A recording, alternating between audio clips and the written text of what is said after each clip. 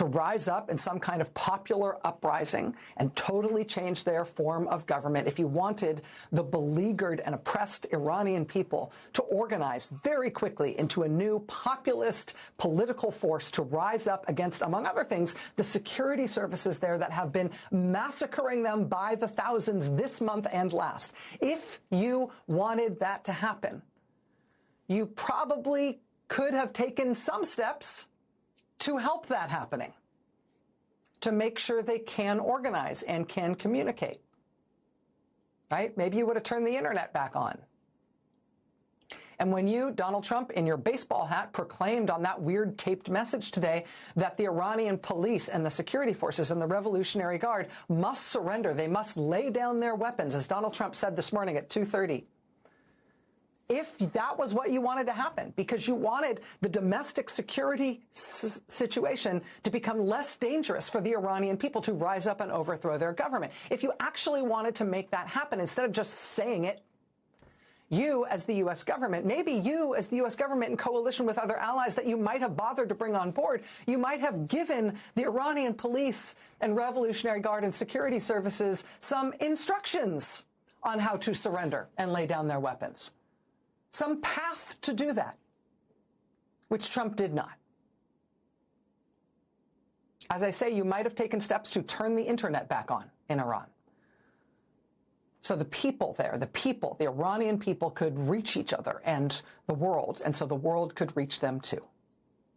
If you actually wanted the Iranian people to have a chance rising up against the regime that has oppressed them for so many decades, you might not have gutted the crucial Farsi language Voice of America communications platform and put it in the hands of a soft-focus election denier local news anchor who is most famous for proclaiming the fraudulence of American elections. If this is a regime change war, as Trump says it is, because Trump is seriously hoping the Iranian people will complete the job for him, it is worth knowing that there has been no serious or even unserious effort by the United States to make it possible, let alone plausible, for any uprising by the Iranian people to succeed. And so why did Donald Trump just start this war? Why is this happening? Cui bono, right? Who benefits? It's always useful to start that question in any country. Who benefits? Who wants Iran bombed off the map and for their own reasons? Who are Iran's rivals and enemies? Perennially, it's the Gulf Arab states, countries like Saudi Arabia and the United Arab Emirates and Qatar. You know, Qatar, the country that just gave Donald Trump a really, really nice $400 million plane, really a gilded flying palace for his own use, both during his presidency, and after. Trump plans to take that plane with him and keep using it after he leaves office, if he ever leaves office. And you remember the United Arab Emirates, famous for recently structuring a totally pointless crypto financial transaction so that $2 billion of it would be stuffed into the Trump family's otherwise worthless brand new crypto financial firm.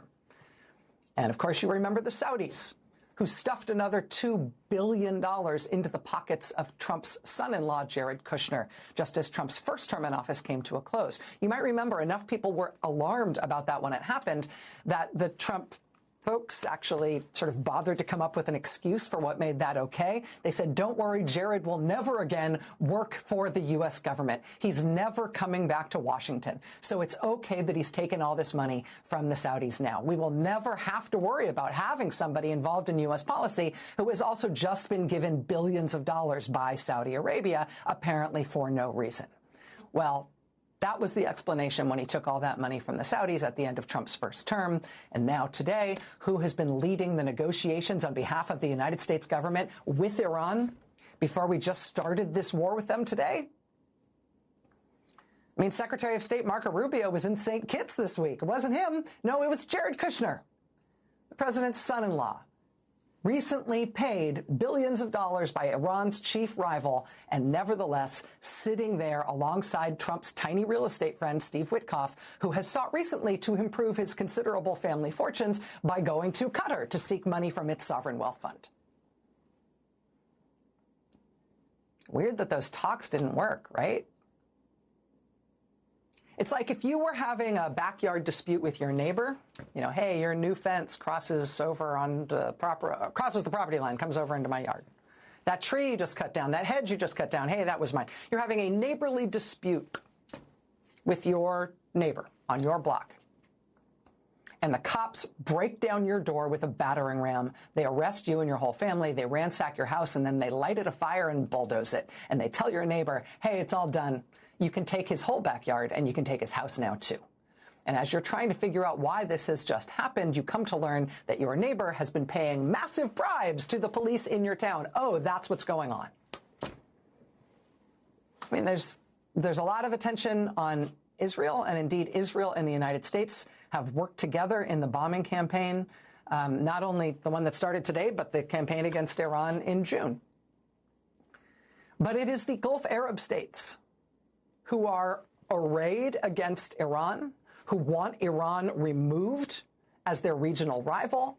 It is those countries that have been assiduously buying up members of the Trump family and the Trump administration with just astonishing amounts of cash in recent years, and particularly in recent months. And now for that low, low price, they appear to have rented the services of the United States military to start a war that they want, but that the American people do not. And that our American government hasn't bothered to explain in terms that are even internally consistent, let alone rational or sound. Why did Donald Trump today just start a war with Iran? You tell me. The New York Times editorial board writes today that in this second term, Trump's, quote, appetite for military intervention grows with the eating. And that seems just observably true. Iran doesn't have ballistic missiles that can reach us. Iran has not achieved some kind of breakthrough in nuclear enrichment that is a new sudden emergency. Iran isn't about to have a nuclear bomb. And I think it's fair to say this is not about Donald Trump's emotional desire to provide support to the Iranian people. If it were, we might actually be supporting the Iranian people. So why is it? Maybe it's for oil, as the president daydreams himself into another 19th century war fantasy of conquering some foreign land he doesn't understand or care about, but he would like to rob them of their natural resources. Maybe he thinks Iran and its proud 92 million people will happily and easily become a new colony in an empire helmed by an American emperor. Maybe that's what he thinks. But as this now becomes the 7th country Trump has bombed just since being back in office for 1 year, cui bono? Who benefits? It seems like a disturbingly easy question to answer. Why has the U.S. government been pushed in this direction? Follow the money. Why is Donald Trump willing to let that happen?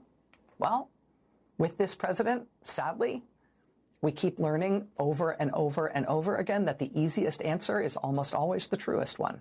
He does not play four-dimensional chess.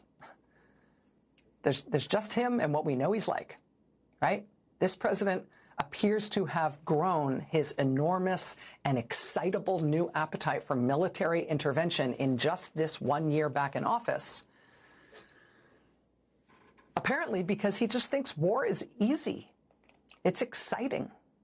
It earns him not only close attention, but even occasionally plaudits from the very serious people who are professionally inclined to believe that there's some rationale, some strategery, some good thinking behind the start of every war, particularly in the Middle East.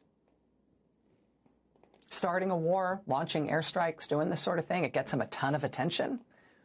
He gets to do it unilaterally, he contends. Naturally, there's no question that he would seek a declaration of war from Congress or even an authorization for the use of military force.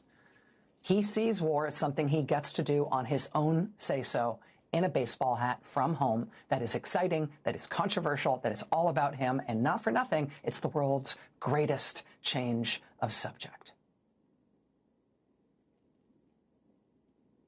Today, Saturday, is a weekday. It's a school day in Iran as we start to get reports of the damages inside, not just Tehran, but elsewhere. in Iran. The internet is off in Iran.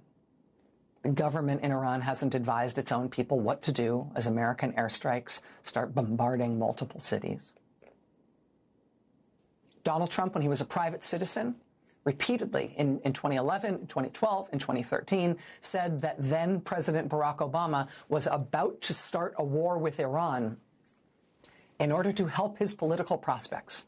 He kept saying over and over again that Barack Obama was about to start a war with Iran in order to get reelected, in order to help the Democratic Party's political prospects. Donald Trump was wrong about that. Barack Obama didn't start a war with Iran. But we know why Trump thought Obama should have done it. He said so. He said that was exactly what Obama would need to do in order to get reelected, in order to put wind in his political sails. We know what Donald Trump thought would be the salutary domestic political effect of a U.S. president starting a war with Iran. And now today, as he is facing domestic political disaster in this year's elections, now today our wildly unpopular U.S. president has started that war himself. Why do you think he did it? Stay with us. Reporters and analysts standing by on day one of Donald Trump's new war with Iran. We'll be back in 90 seconds.